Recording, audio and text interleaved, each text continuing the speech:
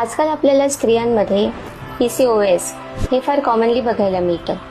PCOS म्हणजेच polycystic ovarian syndrome, यालाच आपण PCOD असेही म्हणतो. PCOD मध्ये स्त्रियांमध्ये हॉर्मोन्सचं संतुलन बिघडल्यामुळे अंडाशयांवर छोट्या छोट्या पाण्याच्या गाठी तयार होतात. यामुळे हॉर्मोनल इम्बॅलन्स होतं आणि PCOSची लक्षणे दिसू लागतात, जसे की पाळीतली अनियमितता, इरेग्युलर पाळी येणे आणि थोडी पाळी पुढे ढकलल्या जाणे.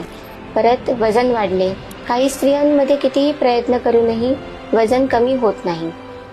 तसेच केस गळणे, चेहऱ्यावरती पिंपल्स येणे, चेहऱ्यावरती आणि शरीरावरती अनावश्यक केसांची वाढ होणे. ज्या स्त्रिया प्रेग्नन्सी ट्राय करतायत त्यांना गर्भधारणेत अडचणी यायला सुरुवात होतात. काही स्त्रिया झोपेत घोरतातही, त्याला आपण ऑब्स्ट्रक्टिव्ह स्लीप ॲपनिया असे म्हणतो. काही स्त्रियांमध्ये मानेवरती आणि अंगावरती थोडा काळसरपणा यायला लागतो.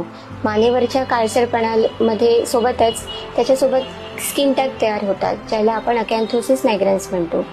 तर या लक्षणांमधनं काही लक्षणे जर 3 किंवा त्याहून जास्त लक्षणे जर कोणत्याही स्त्रीला किंवा मग तरुण मुलीला जाणवत असतील तर जवळपासच्या गायनेकोलॉजिस्टकडे जाऊन त्यांचा सल्ला नक्की घ्यावा.